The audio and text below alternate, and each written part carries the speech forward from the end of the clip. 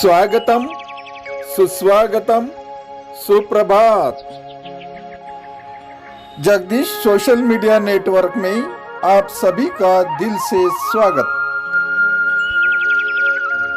प्रतिदिन के अनुसार प्रस्तुत करते हैं स्वामी वासुदेवानंद जी सरस्वती इनके अमृतमय वाणी द्वारा विष्णु सहस्त्र नाम ज्ञान यज्ञ प्रवचन, भाग क्रमांक 184।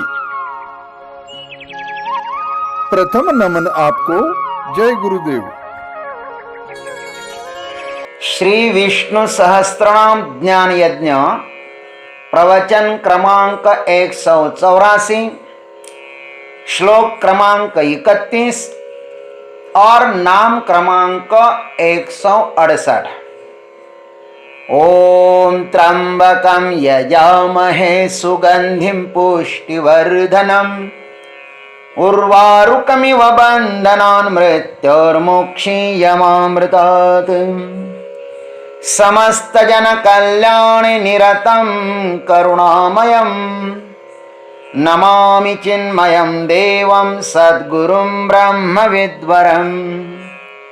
शान्ताकारं भुजगशयनं पद्मनाभं सुरेशं विश्वाधारं गगनसदृशं मेघवर्णं शुभांगं लक्ष्मीकान्तं कमलनयनं योगिभिर्ध्यानगम्यं वन्दे विष्णुं भवभयहरं सर्वलोकैकनाथम्।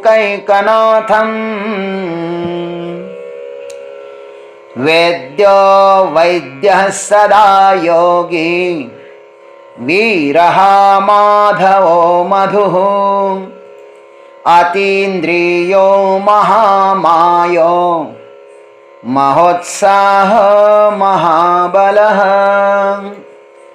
ओम मधवे नमः। ओम तत्सत। युधिष्ठिर जी महाराज को भीष्म पितामह महाराज सुना रहे हैं कि हे युधिष्ठिर, माधव इसका अर्थ है ब्रह्म ज्ञान, और ब्रह्म ज्ञान के अनंतर ही मधु अर्थात ब्रह्मानंद की प्राप्ति होती है।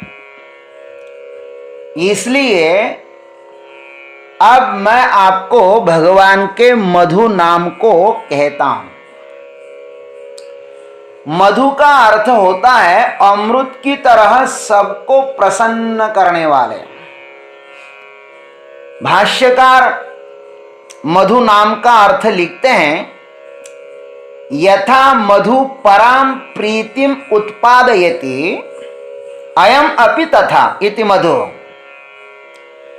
जिस प्रकार मधु माने शहद अत्यंत प्रसन्नता उत्पन्न करता है, उसी प्रकार भगवान भी प्रसन्नता उत्पन्न करते हैं, इसलिए वे मधु है। वीर का अर्थ अधर्म का नाश करके धर्म माने सत्य की स्थापना करना, इसलिए भगवान को पहले वीरहा कहा।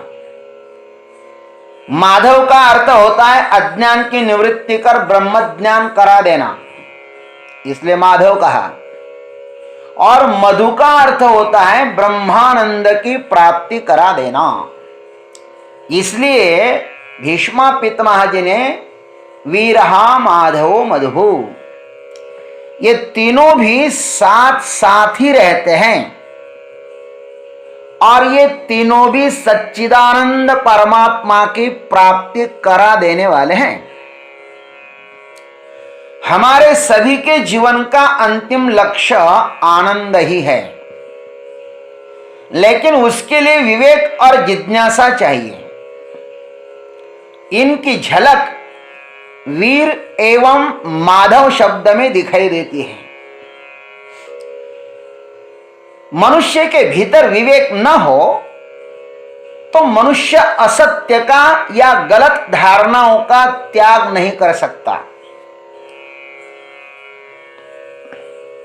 माधव हमेशा सत्य के पक्ष में ही होता है।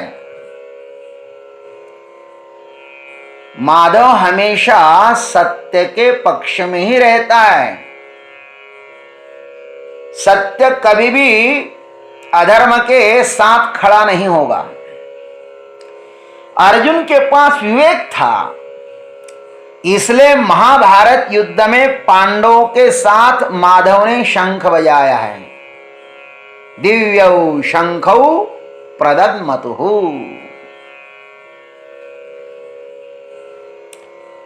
केवल वीरता मनुष्य को मधुरूप विजयानंद की प्राप्ति नहीं करा सकती। केवल वीरता। इन तीनों का समानाधिकरण होना चाहिए। ये तीनों भी साथ साथ रहना चाहिए। विष्णु सहस्त्र नाम यह प्रासादिक वाणी है। यह बुद्धिपूर्वक नहीं लिखा गया है। यह भीष्म पितामह महाराज के हृदय का प्रसाद है। युधिष्ठिर को सामने देखा और हृदय में से ये विष्णु भगवान के 1000 नाम छलक आ गए, प्रकट हो गए।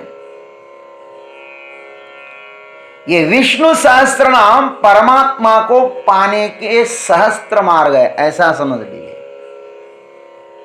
किसी भी मार्ग का आश्रय ले लो, किसी भी नाम का आश्रय ले लो, उसका गंतव्य परमात्मा ही है।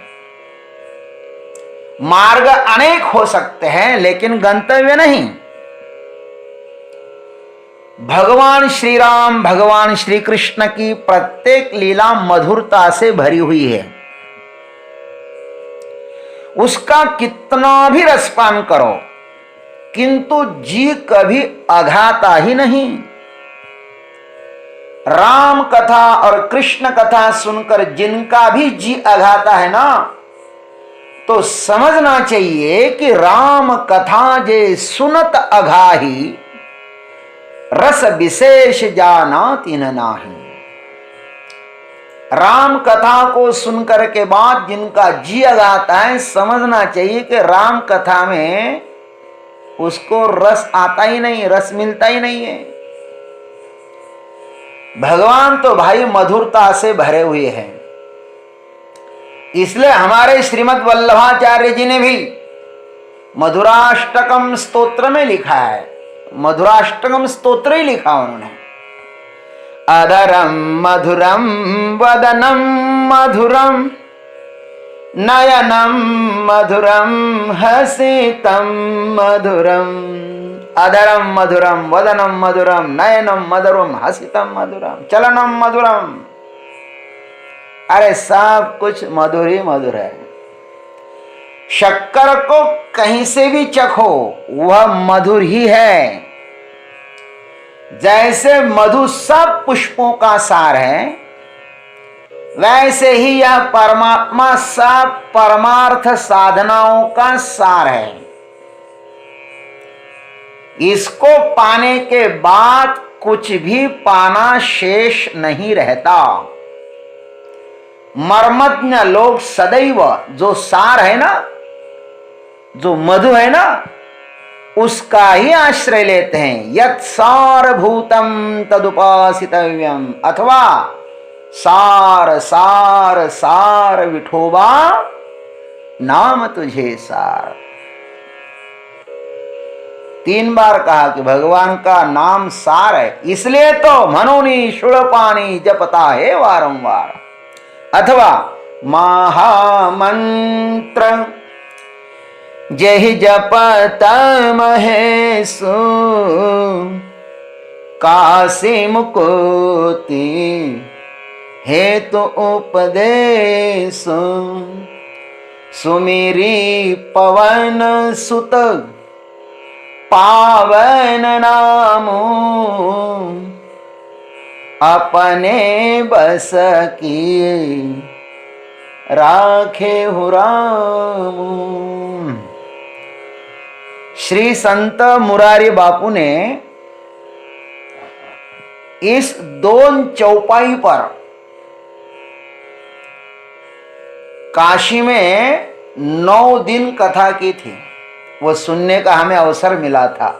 महामंत्र जहि जपत महेशु, कांसी मुकुति हेतु परेशु, सुमिर पवन सुत पावन नामु, अपने बस की राखे हूं रामो। बहुत पुरानी बात है। खैर, परमात्मा मधु स्वरूप है, इसलिए उपनिषदों में भी मधु विद्या का वर्णन आया हुआ है। जो सत्य होता है वह मधु ही होता है। इसलिए हमारे चमक प्रश्न में भी उपनिषद कहता है, मधु मनिष्ये मधु जनिष्ये मधु वक्ष्यामि मधु वदिष्यामि। मैं मधु को ही अपना सर्वस्व मानता हूं। मुझे जो कुछ भी करना है वह मधु के लिए ही करना है। मैं मधु ही कहता हूं और मधु को ही कहूंगा। अपना समस्त जीवन मधुमय होना चाहिए। मधु ही सच्चिदानंद स्वरूप है।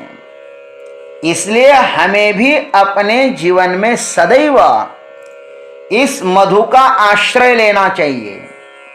मधु का आश्रय लेने वाला जीव सभी दुखों से सदा के लिए मुक्त हो जाता है। इसलिए मधु परमात्मा के श्री चरणों में पुनश्च एक बार प्रणाम करता हूं और आज के वाणी को विराम देता हूं। जय गुरुदेव, जय जगदीश्वर, जय जय महाकाल। देवियों एवं सज्जनों, विष्णु सहस्त्र नाम ज्ञान यज्ञ प्रवचन का अगला भाग लेकर कल सुबह फिर उपस्थित होंगे। हरि ओम।